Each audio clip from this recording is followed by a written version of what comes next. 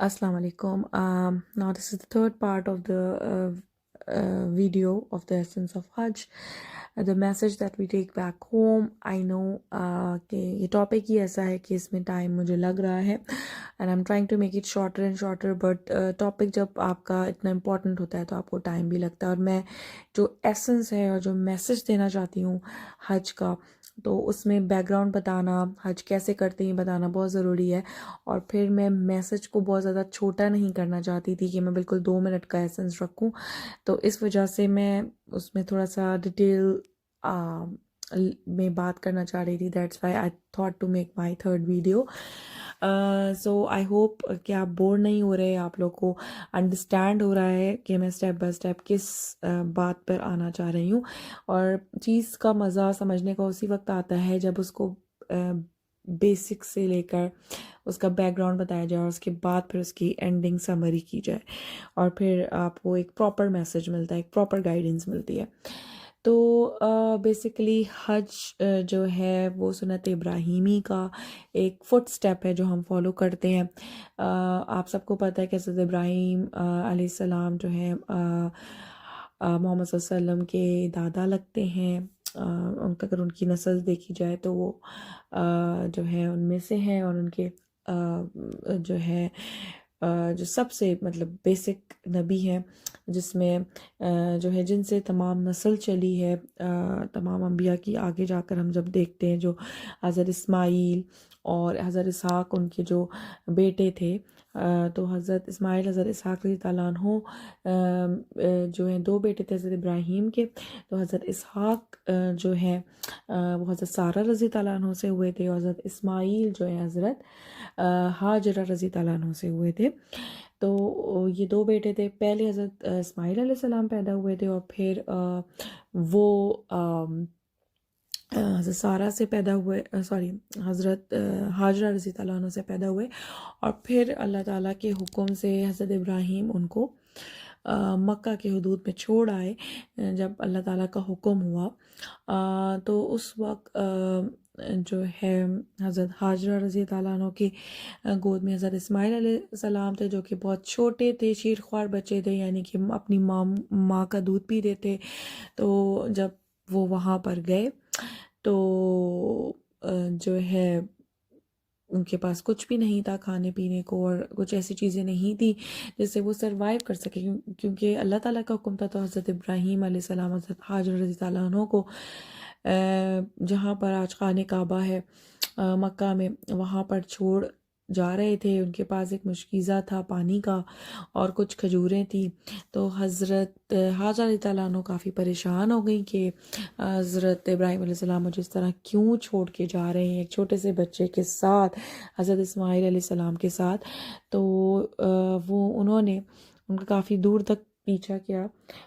اگر بہت سارے لوگ اگر جانتے ہوں جو لوگ مکہ میں رہتے ہیں، جہاں پہ کدائی پارکنگ ہے، پارکنگ ایریا بہت بڑا مکہ میں آج کے وقت میں، تو وہاں تک جو ہے حضرت حاجرہ حضرت ابراہیم علیہ السلام کے پیچھے پیچھے گئیں کہ آپ مجھے اکیلا تنہا تنہا اس ریگستان میں کیوں چھوڑ کے جا رہے ہیں. اس وقت مکہ شہر آباد نہیں تھا، ایک ریگستان تھا جہاں پہ ایون خانہ کعبہ بھی موجود نہیں تھا. اللہ کا گھر اس وقت تک موجود نہیں تھا وہاں پر. اور یہ تو آپ سبھی جانتے ہیں کہ حضرت ابراہیم علیہ السلام نے خانہ کعبہ حضرت اسماعیل علیہ السلام جب 7 سال کے تھے تو ان کے ساتھ مل کر بنایا تھا. تو اس وقت کچھ بھی موجود نہیں تھا جہاں پر حضرت ہاجرہ کو حضرت ابراہیم علیہ السلام چھوڑ کے گئے. تو حضرت ابراہیم علیہ السلام نے ان کو کہا کہ میں تمہیں اللہ کے حکم سے اللہ کے حوالے کر کے یہاں پر چھوڑ کے جا رہا ہوں. جب انہوں نے یہ بات کہی تو حضرت حاجرہ رضی اللہ عنہ کو یہ بات بہت دل کو لگی، اور انہوں نے کہا کہ اگر آپ اپنے رب کے لیے مجھے یہاں پر چھوڑ کے جا رہے ہیں تو بے شک اللہ ہی میرے لیے کافی ہے، حسبنا اللہ و نعم الوکیل. اور یہ کیسی دعا ہے جو حضرت ابراہیم علیہ السلام نے جب پڑھی تھی، جب ان کو نمرود نے جو ہے جو آگ بنائی تھی اس میں وہ پھینکنا چاہ رہا تھا، کیونکہ وہ اللہ تعالیٰ کو ایک مانتے تھے اور وہ کسی بت کو نہیں مانتے تھے. تو جب انہوں نے یہ پڑھا تو اللہ تعالیٰ نے ان کی مدد فرمائی، اور نمرود کا جو پلان تھا وہ فیل ہو گیا. تو حسبنا اللہ و نعم الوکیل بہت اچھی دعا ہے، جب بھی آپ مشکل میں ہو یہ ضرور پڑھا کریں. سو ناؤ میں آپ کو یہ سٹوری پوری اس لیے سنانا چاہ رہی ہوں کہ it's very important to know کہ ہوا کیا. بہت سارے لوگوں کو پتہ بھی ہوگی اور بہت سارے لوگوں کو نہیں بھی پتہ ہوگی. تو بہرحال تو حضرت حاجر رضی اللہ عنہ حضرت اسماعیل علیہ السلام کے ساتھ وہیں رک گئی مکہ میں، اور اس کے بعد ابراہیم علیہ السلام جو ہیں وہ وہاں سے چلے گئے یروشلم، جو جہاں پر وہ تھے رہتے تھے، وہیں سے وہ واپس چلے گئے. اور یروشلم میں رہتی تھی حضرت سارہ رضی اللہ عنہ. اس وقت تک ان کا کوئی اولاد نہیں تھی، اور حضرت ابراہیم علیہ السلام کی پہلی اولاد جو ہے وہ اسماعیل علیہ السلام تھے، جن سے پھر آگے جا کے محمد صلی اللہ علیہ وسلم جو ہیں آخری نبی اللہ تعالیٰ نے ہمیں عطا فرمائے ان کی نسل سے.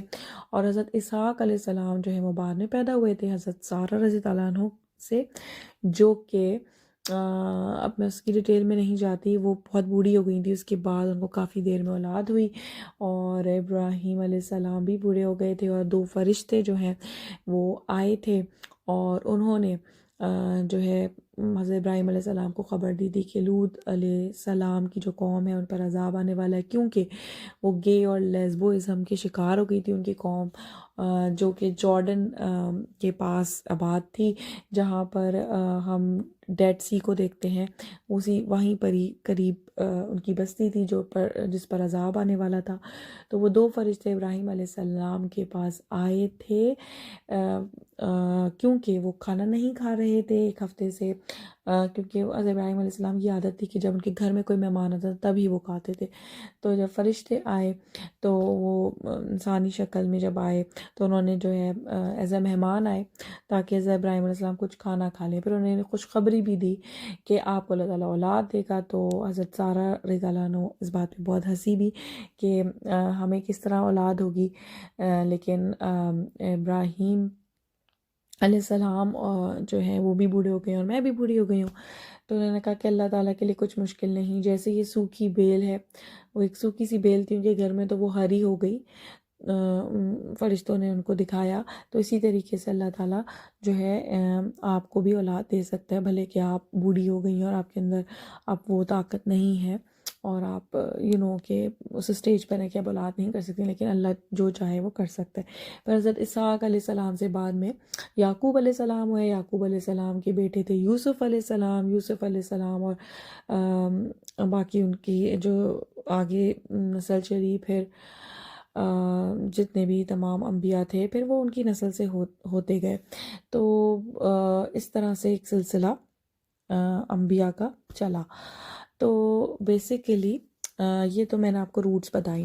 اب وہاں پر یہ ہو رہا تھا کہ حضرت حاجر رضی اللہ عنہ جو ہیں وہ اکیلے تھے، اور جب ان کا پانی جو ان کے پاس تھا وہ ختم ہو گیا اور وہ پیاسی تھیں، تپتی دھوپ تھی، ریگستان تھا، اور ان کا بچہ جو ہے وہ بھوک سے رو رہا تھا اور ایڑیاں رگڑ رہا تھا، جہاں پر آج جو ہے ہم دیکھتے ہیں کہ وہاں پہ زمزم کا پانی نکلا، جو کہ آج بھی جو ہے کولی واٹر ہے. اور وہ اتنے سال گزر گئے، 1400 سال محمد صلی اللہ علیہ وسلم کو آئے ہوئے گزر گئے، اور حضرت اسماعیل علیہ السلام کو نہ جانے کتنے صدیاں گزر گئیں، لیکن وہ پانی آج بھی اسی طرح جو ہے چل رہا ہے. جب وہ ایڑیاں رگڑی انہوں نے، اور حضرت حاجرہ رضی اللہ عنہ جو ہیں وہ صفا سے مروہ جو ہیں ایک پہاڑ سے دوسرے پہاڑ کی طرف 7 دفعہ بھاگیں پانی کی تلاش میں. اور جب وہ بھاگتی تھیں تو اس کے بعد وہ واپسی میں اپنے بچے کو دیکھتی اور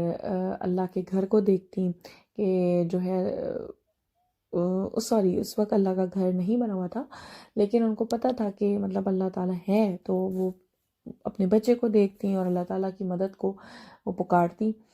تو جو ہے 7 دفعہ انہوں نے چکر لگایا، اور اس کے بعد پھر انہوں نے دیکھا کہ جہاں حضرت اسماعیل علیہ السلام اپنی ایڑیاں رگڑ رہے تھے تو وہیں سے پانی جاری ہو گیا، اور انہوں نے کہا زمزم، یعنی کہ رک جا، تھم جا.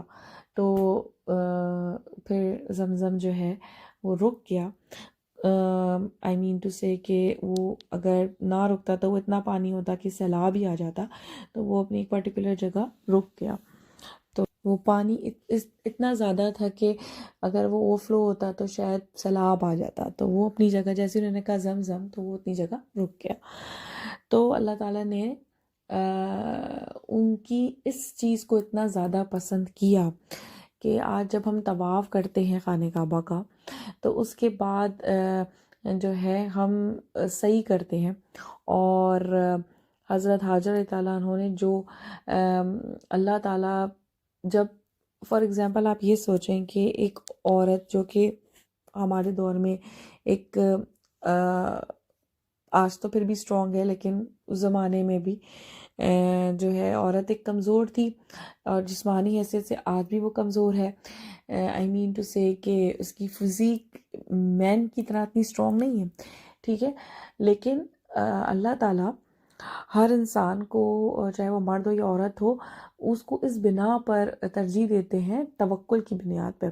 تو اللہ تعالیٰ نے حضرت حاجرہ کو اتنا ان کی توکل اللہ پر کہ ایک عورت اکیلی تنہا ایک چھوٹا سا بچہ جو کہ دودھ پیتا ہے اپنی ماں کا، تو اس کے باوجود بھی اس کا اللہ پر اتنا زیادہ توکل ہے کہ وہ جب تلاش تو کر رہی ہے پانی اس کے لیے، صحیح کر رہی ہے، کوشش کر رہی ہے، بھاگ رہی ہے، ڈھونڈ رہی ہے کہ پانی مل جائے کہیں سے، اور پھر وہ اللہ تعالیٰ پہ توکل بھی رکھ رہی ہے کہ مجھے اللہ تعالیٰ اکیلا نہیں چھوڑیں گے، تنہا نہیں چھوڑیں گے. تو کس طریقے سے جو ہے اللہ تعالیٰ نے ان کی مشکل کو دور کیا صرف ان کے توکل کے بہاف پر. اور ظاہری بات ہے اللہ تعالیٰ نے ایسا معجزہ کیا کہ آج ہم سب وہ زمزم کا پانی پیتے ہیں. تو یہ توکل اللہ تعالیٰ کو اتنا پسند آیا کہ آج ہم وہ سنت جو ہے جب ہم عمرہ کرتے ہیں تو ہم صحیح بھی کرتے ہیں، اور جب ہم حج کرتے ہیں تو اس میں بھی ہم طواف کے ساتھ صحیح کرتے ہیں، یعنی کہ صفا سے مروہ 7 دفعہ چکر لگاتے ہیں، اس کے بعد ہمارا حج یا عمرہ جو ہے وہ مکمل ہوتا ہے. تو اب پانی آ گیا، حضرت ابراہیم علیہ السلام جو ہے اپنے بیٹے کے اور بیوی کے ساتھ ملنے آئے مکہ. اور پھر اب ہم کٹ شارٹ کرتے ہیں، تو انہوں نے وہاں گھر اللہ تعالیٰ کا تعمیر کیا اللہ تعالیٰ کے حکم سے، اور یہ سارا کچھ ہو گیا، اور انہوں نے دیکھا کہ یہاں پہ زمزم پانی بھی بہہ رہا ہے، بستی بھی ایک آباد ہو گئی ہے پانی دیکھ کر. تو یہ سارا کچھ دیکھ گئے. لیکن پھر جب حضرت اسماعیل علیہ السلام 7 سال کے ہوئے تو اللہ تعالیٰ جو ہے بار بار جو ہے ان کے خواب میں آتا کہ اللہ تعالیٰ کے لیے اپنی سب سے بہترین چیز قربان کرو. تو اللہ تعالیٰ کی محبت میں، یعنی کہ تم whatever is most believed to you. تو ظاہری بات ہے حضرت ابراہیم کے لیے سب سے زیادہ بلیوڈ ان کے لیے کیا چیز تھی؟ ان کا بیٹا. تو انہوں نے کہا ٹھیک ہے، اگر اللہ تعالیٰ چاہتے ہیں تو میں اپنا بیٹا جو ہے وہ اللہ تعالیٰ کے لیے قربان کر دوں گا. تو یہ ان کی سوچ تھی، کیونکہ اللہ تعالیٰ جب بار بار ایک چیز خواب میں ان کو دکھا رہے تھے، انہوں نے کہا کہ میرے لیے سب سے امپورٹنٹ کیا چیز ہوگی اس دنیا میں.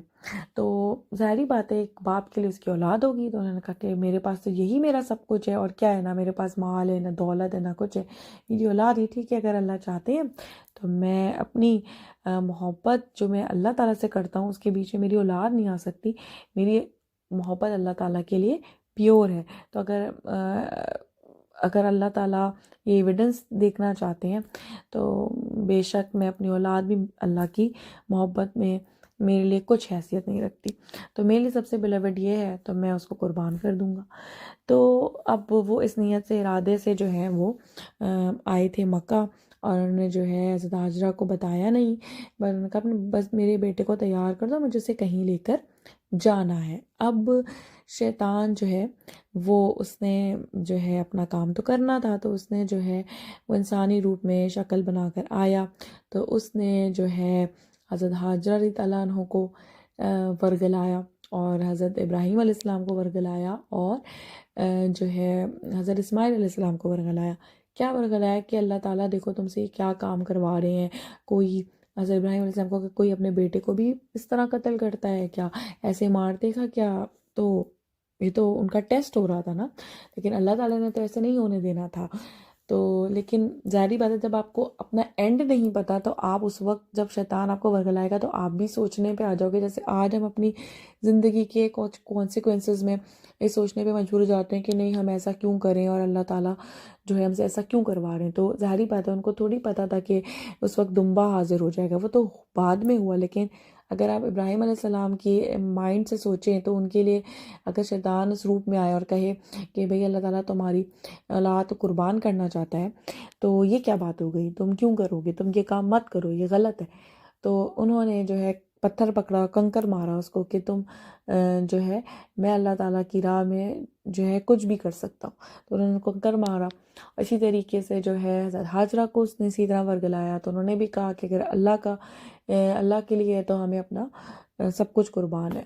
تو اسی طرح حضرت اسماعیل علیہ السلام نے بھی جو ہے کنکر مارا. نے کہا کہ اگر میرے بابا جو ہے مجھے اللہ کے لیے وہ کر رہے ہیں تو کوئی ایسا مسئلہ نہیں. انہوں نے حضرت اسماعیل علیہ السلام نے خود بابا کو نے بولا کہ آپ جو ہے مجھے میرا منہ اس طرف کر دیں اور جو ہے تاکہ آپ مجھے دیکھ نہ پائیں اور میرے اوپر کپڑا سے ڈال دیں، ایسا کچھ انہوں نے کہا.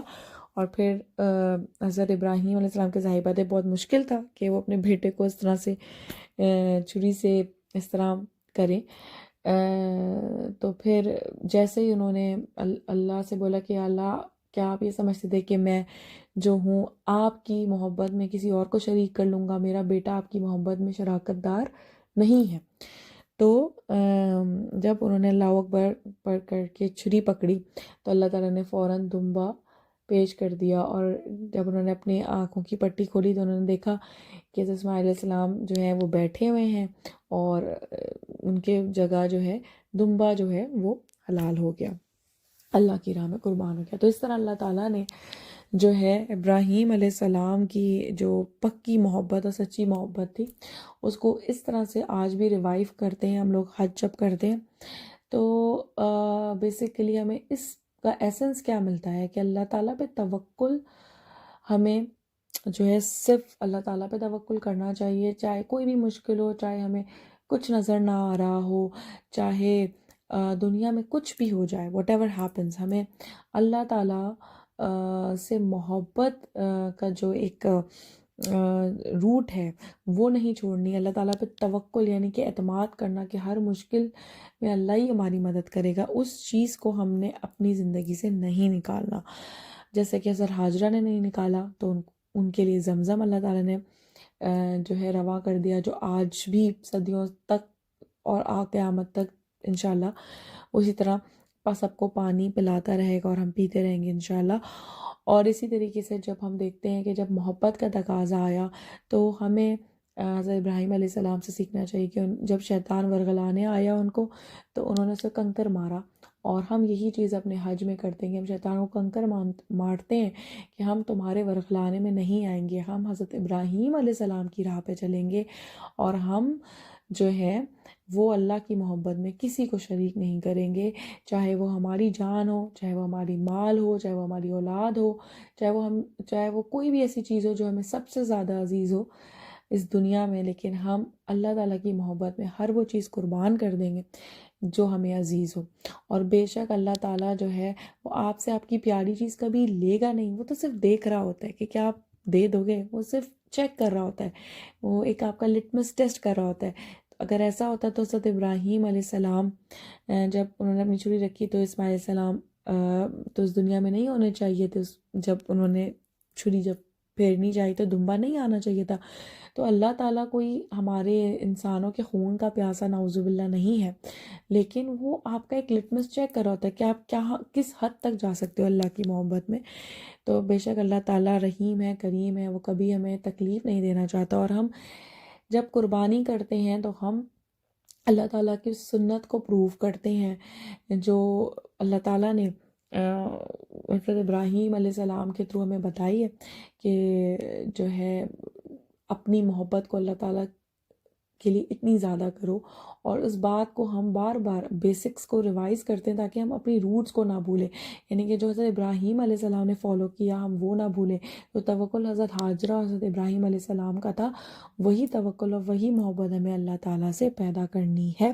اور جب ہم تمام مسلمان قربانی کرتے ہیں تو ہمیں اس چیز کو یاد رکھنا چاہیے کہ ہمارا ایمان اکارڈنگ ٹو حدیث، اکارڈنگ ٹو صحیح بخاری حدیث، ہمارا ایمان جب تک مکمل نہیں ہوتا جب تک ہماری محبت اللہ اور اس کے رسول کے لیے اپنی جان، مال اور اولاد سے زیادہ نہیں ہو جائے. تو صرف کلمہ پڑھنا لا الہ الا اللہ محمد رسول اللہ is not enough, you have to prove that. اور اس چیز کو ریوائز کرنے کے لیے بار بار یہ حج آتا ہے اور یہی ہمیں وہ ایسنس دیتا ہے، یہی بیک ٹو ہوم میسج ہے اور یہی ہمیں اسی چیز کو ہمیں سمجھنا ہے، اور ہم جب سمجھیں گے، جب ہم اس چیز کو جب ابراہیم علیہ السلام اور ہاجرہ کی سٹوری کو اپنے دماغ میں ریوائز کریں گے، ان کے توکل اور محبت کو ہم ریوائز کریں گے، then only we can understand what really Allah wants and why we are here and why we are tested and what we are tested for, just to see how much we love Allah, how much we believe, how much we trust Allah, even in our darkest times, in our darkest days, in all the despair of this life and all the despair of this world. We only trust, believe and love Allah above everything.